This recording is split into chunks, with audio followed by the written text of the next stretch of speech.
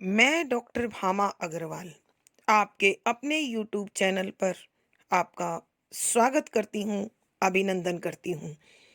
आइए प्यारे बच्चों, आज हम साठोत्तरी एवं समकालीन हिंदी कविता के सशक्त हस्ताक्षर श्री रघुवीर सहाय जी द्वारा रचित कविता आत्महत्या के विरुद्ध का अध्ययन शुरू करते हैं। यहाँ कविवर नौजवानों में बढ़ती हुई हताशा, निराशा तथा सपनों को टूटने के कारण, जीवन में अविश्वास तथा घुटन के कारण दिन प्रतिदिन जो आत्महत्याएं हो रही है, कवि उस पर प्रश्न उठाते हैं और इसे एक राष्ट्र की अत्यंत भयावह ज्वलंत समस्या मानते हैं। यहाँ कवि इस समस्या के विरुद्ध आवाज उठा रहे हैं। इतना होने पर भी दिन प्रतिदिन आत्महत्याओं की संख्या बढ़ती जा रही है। कवि कहना चाहते हैं कि आज जंगलों को काटकर जो राजमार्ग बनाए जा रहे हैं, अर्थात गांव से अथवा गांव के निकट जो जंगल है उन्हें काटकर राजमार्गों का निर्माण हो रहा है और इन राजमार्गों के किनारे प्रतिदिन कोई न कोई नवयुवक मरा पड़ा मिलता है। आज उन्हें पहचानना भी दुर्लभ हो गया है और मरने के कारण भी समझ में नहीं आते हैं। आज व्यक्तियों के बदले हुए पहनावे, जीवन शैली तथा शरीर के रखरखाव के कारण जातिगत भेद धीरे धीरे मिटता जा रहा है। इसलिए कोई विशेष जाति का परिचय न मिलने के कारण उस नवयुवक को पहचानना मुश्किल हो गया है। गांव के बड़े बुजुर्ग, बूढ़े लोग बताते हैं कि नवयुवक को जब अपनी महत्वाकांक्षा के अनुसार जीवन प्राप्त नहीं होता तो वह हताश और निराश होकर इस जीवन को हार बैठता है और आत्महत्या कर लेता है।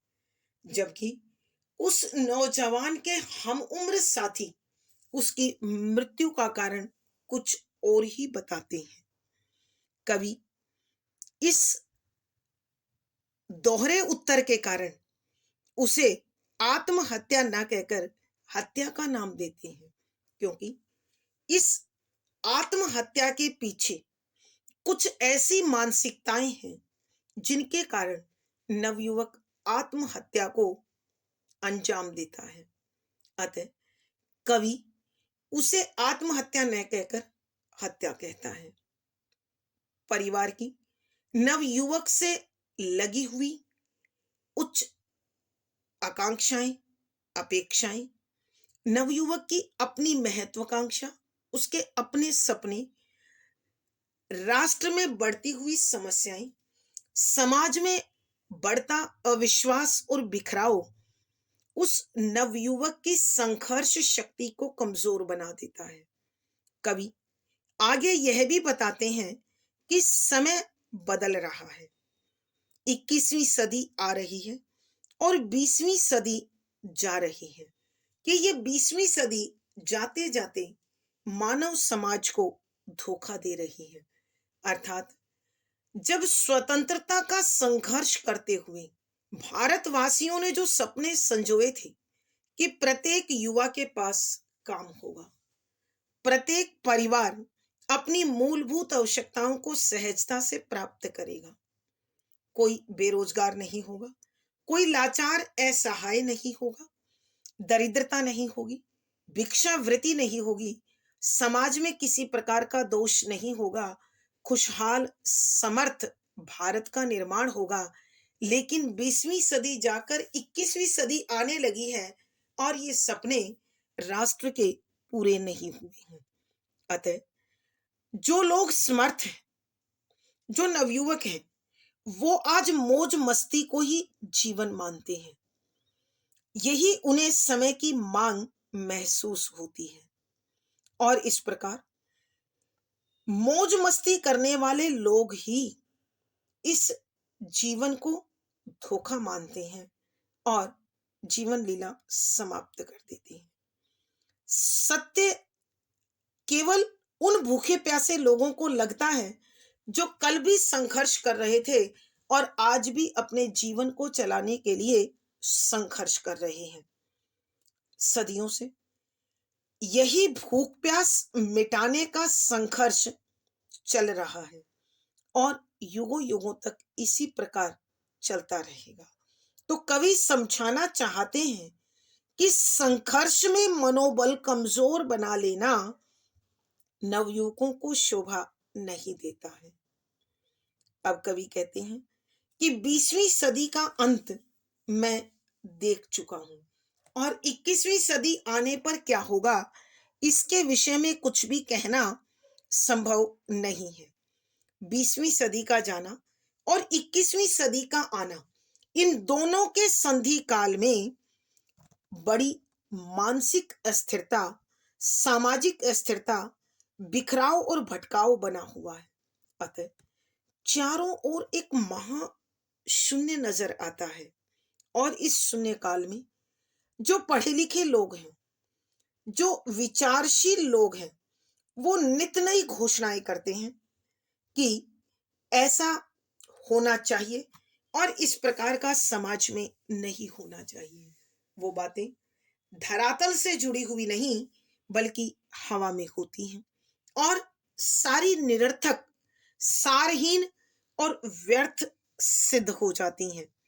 यहाँ कवि यह भी बता रहे हैं कि इस लोकतांत्रिक व्यवस्था में बेरोजगार नवयुवक लोकतंत्र के विरोधी लोगों के साथ मिलकर लूटपाट करते हैं, हत्याएं करते हैं, अर्थात समाज में स्थिरता, शांति और व्यवस्था का वातावरण निर्मित नहीं होने देना चाहते।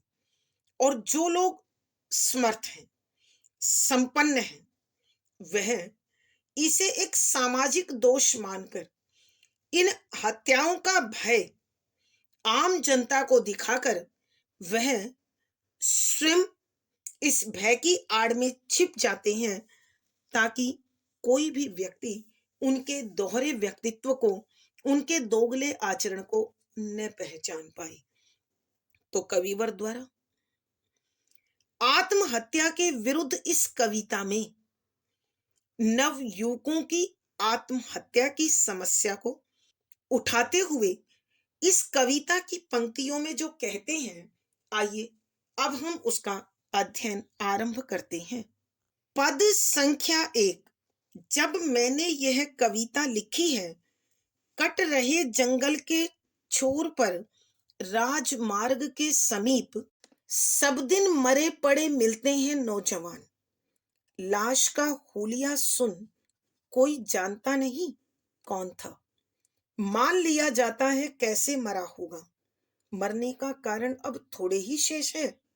प्रसंग प्रस्तुत पद हमारी हिंदी की पाठ्य पुस्तक समकालीन हिंदी कविता में संकलित 60वीं व समकालीन हिंदी कविता के सशक्त हस्ताक्षर श्री रघुवीर सहाय जी द्वारा रचित कविता आत्महत्या के विरुद्ध से लिया गया है।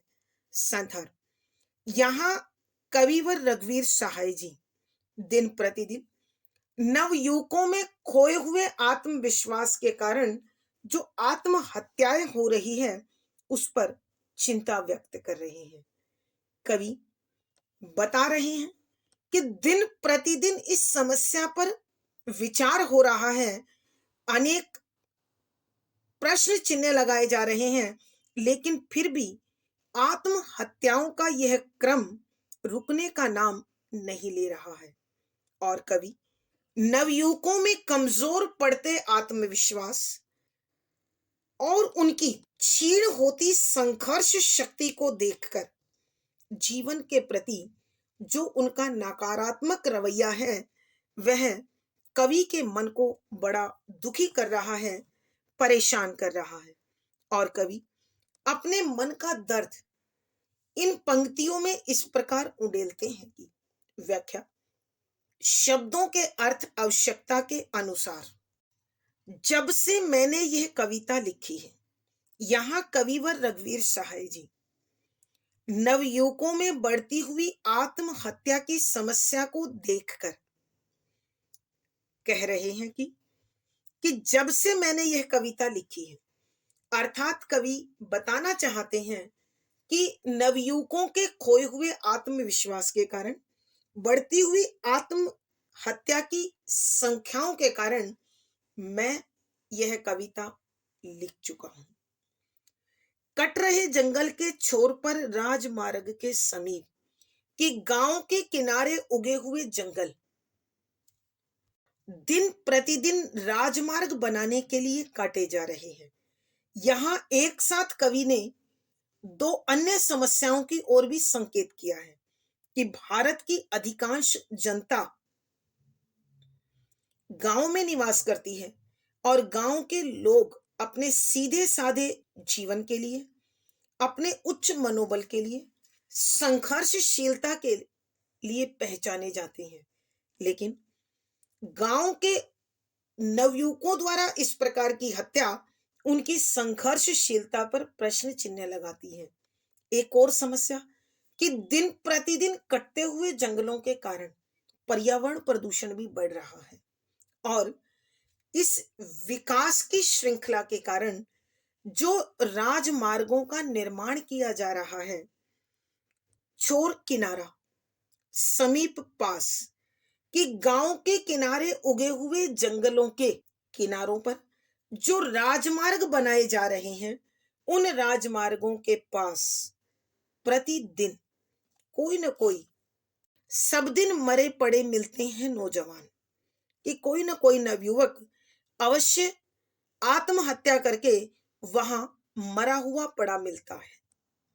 अर्थात कवि के कहने का भाव यह है कि इन जंगलों के किनारे जो राजमार्ग बन रहे हैं, वहां अनेक नवयुवक प्रतिदिन आत्महत्या करते हैं। लाश का हुलिया सुन कोई जानता नहीं कौन था, कि वहां उस मृत शरीर का हुलिया विवरण, पहचान, कि उस मरे हुए शरीर की पहचान, उसके वस्त्र आदि, उसके चेहरे आदि को देखकर कोई भी उसके विषय में नहीं बता पाता कि यह आखिर कौन मरा पड़ा है। अर्थात कवि के कहने का भाव यह है कि जो नवयुवक वहां मरा हुआ पड़ा मिलता है, वह न जाने कहां से आता है और किस पहचान के साथ वहां आकर आत्महत्या करता है और अपनी पहचान को खो देता है। इसलिए कोई उसे पहचान नहीं पाता और लावारिस लाश समझकर उसे समाप्त किया जाता है। मान लिया जाता है कैसे मरा होगा और लोग सिर्फ अंदाजा लगाते हैं कि यह क्यों मरा होगा, इसकी मृत्यु के पीछे क्या कारण रहा होगा और इसने किस प्रकार, किस साधन से आत्महत्या की होगी।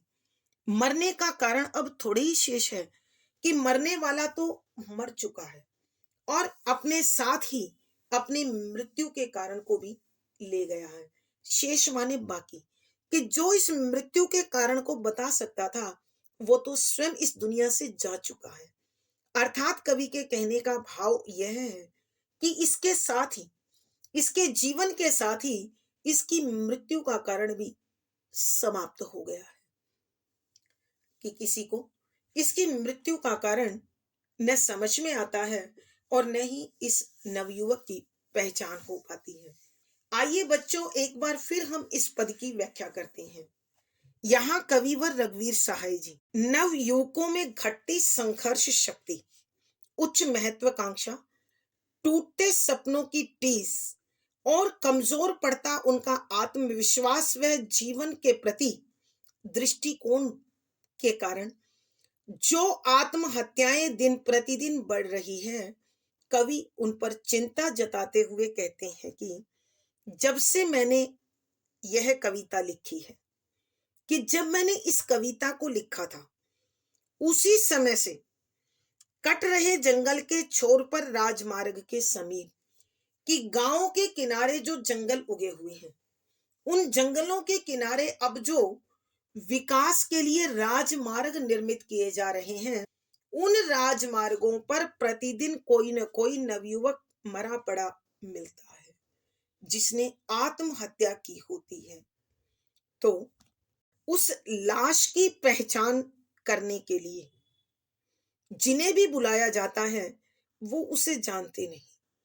कोई नहीं जानता कि ये नवयुवक कौन था, और सिर्फ उसकी मृत्यु को देखकर, उसकी लाश को देखकर उसके मरने के कारणों का और मरने के तरीकों का अंदाजा लगाया जाता है।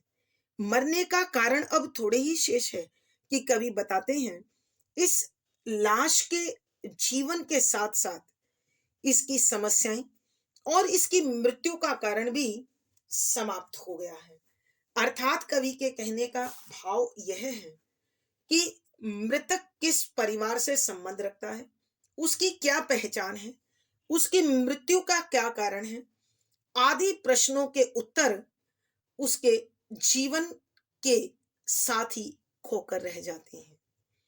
यहां कविवर दो प्रश्न एक साथ मुझे लगता है और उठा रहे हैं कि गांव के लोग अपने कठोर परिश्रम, संघर्षशीलता, सादगी और जीवन के प्रति अटूट विश्वास और संघर्ष शक्ति के लिए जाने जाते हैं, मगर सड़कों के किनारे मरने वाले ये नवयुवक किस गांव से संबंधित हैं, यह उनके परिचय पर एक प्रश्न चिन्ह है।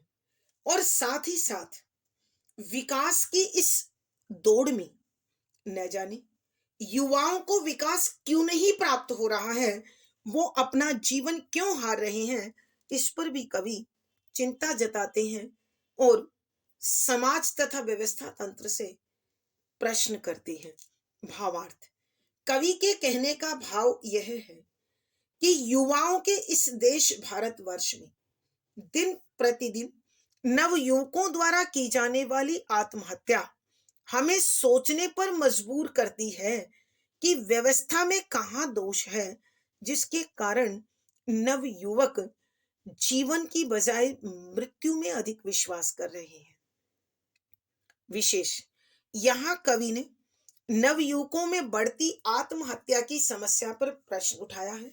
सरल सहज परवाहमयी खड़ी बोली है, करुण रस प्रसाद गुण है, व्यंजना शब्द शक्ति है, मुक्तक छंद और ये शैली है। यहाँ अनुप्रास, स्मरण, प्रश्न आदि अलंकारों का सुंदर सटीक प्रयोग हुआ है। पद संख्या 2, हुलिया भी संक्षिप्त होता जा रहा है। जितने कम कपड़े उतना छोटा हुलिया, चेहरे पर जाति की छाप मिट रही है। गांव के सयाने तो मौत का कारण हताशा बताते हैं। समवयस्क समवेत स्वर में अनेक नाम लेते हैं, पर उसका नाम है हत्या। प्रसंग पूर्ववत संदर्भ, यहाँ कविवर नवयुवकों में बढ़ती आत्महत्या की दुर्घटनाओं पर चिंता जता रहे हैं और साथ ही कवि ये बताने की कोशिश भी कर रहे हैं कि नवयुवकों में बढ़ती हुई महत्वाकांक्षा और टूटते सपनों के कारण जो जीवन में विश्वास घट रहा है, उसके कारण आत्महत्याओं का यह सिलसिला थमने का नाम नहीं ले रहा है। यह देखकर कवि का मन अत्यंत दुखी है, आहत है, पीड़ित है। अतः कवि अपने मन की पीड़ा को इन पंक्तियों में उजागर करते हुए लिखते हैं। व्याख्या, शब्दों के अर्थ आवश्यकता के अनुसार हुलिया भी संक्षिप्त होता जा रहा है। यहाँ कविवर रघुवीर सहाय जी नवयुवकों में हो रही या बढ़ रही दिन प्रतिदिन आत्महत्या की घटनाओं पर चिंता जताते हुए कहते हैं कि जो नवयुवक राजमार्ग के निकट जंगल के किनारे पर मरे पड़े मिलते हैं, उनकी पहचान भी नहीं हो पाती। और उनकी पहचान क्यों नहीं हो पाती, उसका वर्णन इस प्रकार करते हैं। हुलिया भी संक्षिप्त होता जा रहा है। हुलिया अर्थात पहचान, संक्षिप्त, छोटा। कि वर्तमान समय में इन नवयुवकों की पहचान दिन प्रतिदिन कम हो रही है। अर्थात इन नवयुवकों के शरीर पर जो कपड़े हैं, जो इनका पहनावा है, जो इनकी चाल ढाल थी, जो इनकी शारीरिक आकृति है, उससे उन्हें पहचाना नहीं जा सकता कि यह ग्रामीण था अथवा शहरी था, पढ़ा लिखा था अथवा अनपढ़ था, समर्थ था अथवा निर्धन था, आदि आदि के विषय में कोई पहचान प्राप्त नहीं होती। जितने कम कपड़े उतना छोटा हुलिया। तो कवि बताना चाहते हैं कि आज फैशन के इस दौर में कपड़ों की संख्या दिन प्रतिदिन घट रही है और इन कपड़ों की घटती संख्या के कारण ही लोगों की पहचान होनी मुश्किल हो गई है। कि पहले जाति के अनुसार, संपन्नता के अनुसार, सामाजिक स्तर के अनुसार लोग अपने शरीर पर वस्त्र धारण करते थे, लेकिन आधुनिक समय में कपड़ों की संख्या शरीर से घटती जा रही है। आराम के नाम पर चेहरे पर जाति की छाप मिट रही है कि लोगों के चेहरों से उनकी जातियों को नहीं पहचाना जा सकता। छाप, निशान कि जिस प्रकार पहले अलग अलग जाति के लोगों के चेहरों को देखकर उनकी जाति का अंदाजा लगा लिया जाता था, जैसे कि बड़ी बड़ी मूछें। अर्थात कहने का भाव यह है कि चेहरे की आकृति भी आजकल उनकी जाति नहीं बता पाती है। गांव के सयाने तो मौत का कारण हताशा मानते हैं। सयाने अर्थात बड़े बुजुर्ग। कि गांव के बड़े बुजुर्ग लोग इस नवयुवक के द्वारा की जाने वाली आत्महत्या का कारण उसकी निराशा बताते हैं, उसकी जीवन के प्रति उदासीनता बताते हैं। अर्थात कवि के कहने का भाव यह है कि गांव के बड़े बुजुर्ग वर्तमान काल के नवयुवकों की बड़ी बड़ी इच्छाएं और महत्वाकांक्षाओं के पूरा न होने पर उनके जीवन में छाई हुई निराशा को, जीवन की उदासीनता को, टूटते सपनों की टीस को इस आत्महत्या का कारण बताते हैं। समवयस्क समवेत स्वर में अनेक नाम लेते हैं, लेकिन उसके हम उम्र साथी यानी उसके हम उम्र नौजवान एक साथ सामूहिक रूप से इस आत्महत्या को अलग अलग नाम देते हैं और मृत्यु के अनेक कारण बताते हैं। अतः कवि निष्कर्ष के रूप में इसे आत्महत्या न मानकर हत्या मानता है और इस हत्या के लिए दोषी व्यवस्था तंत्र और समाज तंत्र तथा मानवीय व्यवहार को आंकता है। आइए प्यारे बच्चों, एक बार फिर हम इस पद की व्याख्या करते हैं।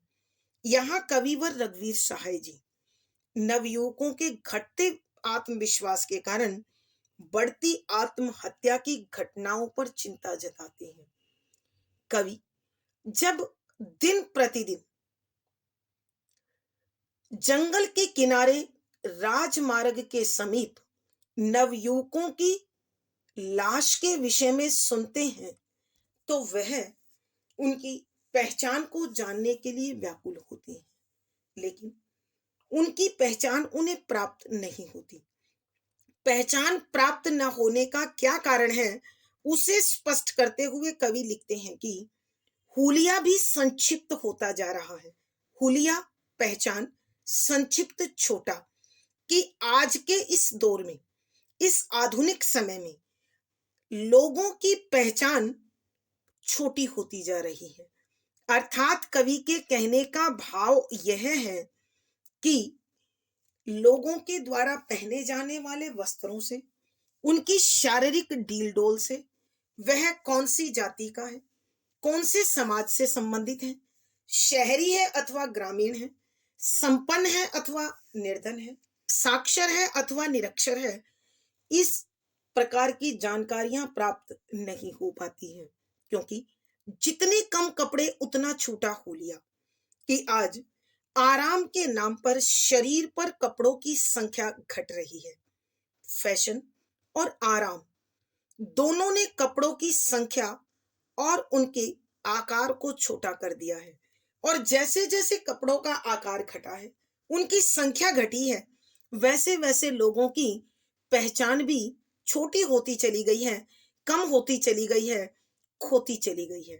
चेहरे पर जाति की छाप मिट रही है कि आज किसी के चेहरे को देखकर उसकी जाति के विषय में अंदाजा नहीं लगाया जा सकता। अर्थात लाश के शरीर को देखकर न जाति समझी जाती है, न अन्य पहचान प्राप्त हो सकती है। गांव के सयाने तो मौत का कारण हताशा बताते हैं कि गांव के बड़े बुजुर्ग लोग तो नव युवकों के टूटते सपनों का कारण उनकी बढ़ी हुई महत्वाकांक्षा को मानते हैं, और इस महत्वाकांक्षा के पूर्ण न होने के कारण उनके जीवन में निराशा और उदासी छा जाती है। अतः वो अपने इस जीवन के संघर्ष को हार कर मृत्यु को अपने गले लगा लेते हैं, अर्थात जीवन की लड़ाई हार जाते हैं। समवयस्क समवेत स्वर में अनेक नाम लेते हैं कि अनेक नवयुवक उस नवयुवक के विषय में सामूहिक रूप से अनेक नाम बताते हैं, अनेक कारण बताते हैं। अतः कवि इस आत्महत्या को निष्कर्ष के रूप में हत्या स्वीकार करता है और उसकी हत्या का दोषी इस व्यवस्था तंत्र को, इस समाज तंत्र को मानता है, जो उनसे अत्यधिक आशाएं, अत्यधिक अपेक्षाएं और उनके सपनों में ऐसी उड़ान भर देते हैं कि वो अपने जीवन को आनंद का पर्याय, ऐश्वर्य का पर्याय मानने लगते हैं। परिणाम स्वरूप जीवन में धन दौलत की कमी, महत्वाकांक्षा का टूटना और मौज मस्ती के साधनों का कम होने को ही निराशा और उदासी मानकर नवयुवकों में दिन प्रतिदिन आत्महत्या की घटनाएं बढ़ रही है। भावार्थ, कवि के कहने का भाव यह है कि नवयुवकों की इस आत्महत्या के लिए व्यवस्था तंत्र और समाज तंत्र दोषी है। अतः कवि इन आत्महत्याओं को हत्या का नाम दे अपनी पीड़ा को व्यक्त करते हैं। सरल सहज परवाहमयी खड़ी बोली है, करुण रस प्रसाद गुण है, व्यंजना शब्द शक्ति है, मुक्तक छंद गे शैली बनी हुई है। यहाँ अनुप्रास, कारण, प्रश्न, उल्लेख आदि अलंकारों का सुंदर सटीक प्रयोग हुआ है। पद संख्या 3, यह शून्य काल है युग के बदलने का। 20वीं शताब्दी जाने से पहले धोखा दे रही है कि सारे संसार में आ रहा है नवयुग। पीने, उड़ाने, पहनने, खाने का समय। खाने पीने वाले खुद उसे धोखा समझते हैं। सत्य मानते हैं सिर्फ भूखे प्यासे लोग, जिनको पता होनी चाहिए असलियत। प्रसंग पूर्ववत। संदर्भ, यहाँ कविवर नवयुवकों की बढ़ती आत्महत्या की संख्याओं को देखकर, समझकर बेहद चिंतित है। कविवर बताना चाहते हैं कि 20वीं सदी के संघर्ष में जो सपने नवयुवकों ने देखे थे कि आने वाला दौर खुशियों का दौर होगा, ऐश्वर्य का दौर होगा, सामर्थ्य का दौर होगा, लेकिन दुर्भाग्य यह सपने साकार नहीं हो पाए और नवयुवकों का आत्मविश्वास, संघर्ष शक्ति दिन प्रतिदिन कमजोर पड़ती चली गई और टूटते सपनों के कारण, छाई निराशा के कारण वो आत्महत्या को मजबूर हो गई और यह आत्महत्याओं का सिलसिला थमने का नाम नहीं लेता है।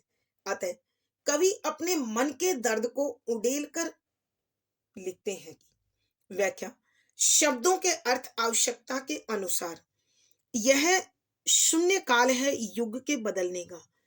शून्य अर्थात जिसका कोई किनारा नहीं है, जिसका ओर छोर नहीं है। काल समय, शून्य काल का अर्थ एक ऐसा समय जो किसी नाम के बिना, पहचान के बिना जाना जाए। यह शून्य काल है युग के बदलने का। यहाँ कविवर नवयुवकों में बढ़ती हुई आत्महत्या की घटनाओं के प्रति चिंता जताते हुए लिखते हैं कि यह एक ऐसा दौर है जिसमें 20वीं शताब्दी जा रही है और 21वीं शताब्दी आ रही है। यह संधि काल आज शून्य काल के रूप में दिखाई दे रहा है, अर्थात यह वो समय है जिसे कोई नाम नहीं दिया जा सकता और यह बदलते हुए युग का संकेत। यह बदलता हुआ युग एक भयानक समस्या को, एक अथाह पीड़ा को लेकर आया है। 20वीं शताब्दी जाने से पहले धोखा दे रही है कि 20वीं शताब्दी जाते जाते वह धोखा दे रही है। अर्थात कवि के कहने का भाव यह है कि 20वीं शताब्दी में भारत में नवयुवकों द्वारा आजादी के लिए जो संघर्ष किया गया, उस संघर्ष के परिणाम स्वरूप ऐसे सपने देखे गए जो स्वस्थ, समर्थ, ऐश्वर्यमयी भारत के थे, जिसमें प्रत्येक भारतवासी के लिए खुशहाल जीवन था, जिसमें मौज मस्ती थी, जीवन का आनंद था। मगर इन सपनों के पूरा न होने के कारण 20वीं शताब्दी संसार भर को धोखा देती हुई गुजर रही है। कहने का भाव यह है कि इन सपनों के पूरा न होने के कारण नवयुवक अपने जीवन की लड़ाई, अपने जीवन के इस संघर्ष को हार रहे हैं कि सारे संसार में आ रहा है नवयुग, कि सारा संसार एक उस नए युग की बाट जो रहा था, इंतजार कर रहा था, जिसमें पीने, उड़ाने, पहनने, खाने का समय, कि लोगों को लगा था कि ऐसा ऐश्वर्य होगा, ऐसी सामर्थ्य होगी कि लोग मौज मस्ती करेंगे, जीवन में उल्लास होगा, आनंद होगा, मौज मस्ती होगी। लेकिन आज वही लोग जीवन के इस सपने को धोखा समझ रहे हैं, व्यर्थ मान रहे हैं, सारहीन मान रहे हैं। सत्य मानते हैं सिर्फ भूखे प्यासे लोग, कि जो लोग कल भी संघर्ष कर रहे थे, जो आज भी संघर्ष कर रहे हैं, अपने जीवन को चलाने के लिए, आजीविका के लिए जो कठोर परिश्रम कर रहे हैं, वो कल भी समय के संघर्ष को सत्य मान रहे थे और वो आज भी इस नवयुग के संघर्ष को सत्य मानकर अपना जीवन जी रहे हैं। अर्थात कवि के कहने का भाव यह है कि युगों युगों से संघर्ष चलता आ रहा है और जीवन को चलाने के लिए यह संघर्ष लगातार यूं ही चलता रहेगा। और जो इस संघर्ष को समर्पित है वही जीवन के सत्य को जानता है, जिनको पता होनी चाहिए असलियत, असलियत, हकीकत, यथार्थ, सत्य। 20वीं शताब्दी का अंत हमें इस हकीकत से, इस सत्य से, इस यथार्थ का बोध करा देना चाहता है, इस सत्य से जोड़ देना चाहता है। अर्थात 20वीं शताब्दी का अंत हमें इस सत्य से परिचित कराना चाहता है, इस यथार्थ से जोड़ लेना चाहता है, इस हकीकत को स्वीकार कराना चाहता है कि जीवन में संघर्ष ही सत्य है और इस सत्य के साथ मनुष्य को अपना जीवन जीना चाहिए। आइए बच्चों, हम एक बार फिर इस पद की व्याख्या करते हैं। यहाँ कविवर रघुवीर सहाय जी युवाओं में बढ़ती आत्महत्या की प्रवृत्ति के प्रति चिंता जताते हुए लिखते हैं कि यह 20वीं शताब्दी का अंत और 21वीं सदी का आगमन है और इस सदी में यह जो दोनों का संधि काल है, इसे कोई नाम नहीं दिया जा सकता, इसे कोई पहचान नहीं दी जा सकती। यह दोनों युगों के बदलने का समय है। 20वीं शताब्दी जाते जाते संसार भर को धोखा दे रही है, क्योंकि इस दौर में जो संघर्ष हुआ, उस संघर्ष के परिणाम स्वरूप लोगों ने आनंदमय जीवन के, मौज मस्ती भरे जीवन के जो सपने देखे थे, वो साकार नहीं हुए। अतः 20वीं शताब्दी जाते जाते संसार भर को धोखा दे रही है, अर्थात उस सत्य से परिचित करा रही है जो मिथ्या सपनों के टूटने का दर्द है। लोगों का मानना था कि अब जो नवयुग आएगा वह मौज मस्ती से भरा होगा, खाने पीने का सुअवसर देगा, जीवन में आनंद के उल्लास के अवसर देगा। मगर दुर्भाग्य, ऐसा नहीं हुआ और लोगों के वो सपने उनको धोखा दे गए। सत्य मानते हैं सिर्फ भूखे प्यासे लोग, कि जो भूख प्यास से जूझते हुए लोग संघर्षशील बने हुए हैं, वही इस जीवन के यथार्थ को जानते हैं, इस जीवन की हकीकत को जानते हैं कि युगों युगों से जीवन यापन के लिए संघर्ष ही जीवन की सबसे बड़ी सच्चाई है, जो हमेशा से चला आ रहा है और आगे भी चलता रहेगा। कवि कहते हैं कि इस सत्य का परिचय सबको होना चाहिए और ये 20वीं सदी का अंत हमें इस सत्य से परिचित करा रहा है, हमें इस सत्य का ज्ञान करा रहा है, इस यथार्थ का बोध दे रहा है। अर्थात कवि के कहने का भाव यह है कि मनुष्य को ऐसे सपने देखने चाहिए जो सत्य के, यथार्थ के, हकीकत के धरातल पर सही हो। और जब इस प्रकार के सपने होते हैं, वो कभी टूटते नहीं हैं और उनके टूटने के कारण कभी निराशा और उदासी का वातावरण नहीं बनता है। भावार्थ, कवि के कहने का भाव यह है कि 20वीं सदी के संघर्ष दौर में लोगों ने जो आनंदमय, उल्लासमय, मौज मस्ती भरे सपने देखे थे, वो सपने इस 21वीं सदी के आगमन तक भी यथार्थ नहीं बन पाए और यही नवयुवकों की पीड़ा है। और इस पीड़ा के कारण वो जो आत्महत्या कर रहे हैं, वो एक राष्ट्रव्यापी, विश्वव्यापी समस्या बनकर कवि को तथा विचारशील लोगों को चिंतित कर रही है, परेशान कर रही है। विशेष यहां कवि ने जीवन के संघर्ष को सत्य मानकर यथार्थ से जुड़े रहने की प्रेरणा दी है। सरल सहज परवाहमयी खड़ी बोली है, करुण रस प्रसाद गुण है, व्यंजना शब्द शक्ति है, मुक्तक छंद गे शैली और संगीतात्मकता बनी हुई है। यहाँ अनुप्रास, उल्लेख, मानवीकरण आदि अलंकारों का सुंदर सटीक प्रयोग हुआ है। आज की कक्षा में प्यारे बच्चों इतना ही। अगली वीडियो में फिर मुलाकात होगी। आशा है इस कविता को पढ़कर आपके मन में अनेक प्रश्न उठ रहे होंगे। अपने भाव व विचार कमेंट बॉक्स में अवश्य लिखें। वीडियो को लाइक करें, शेयर करें और चैनल सब्सक्राइब करें।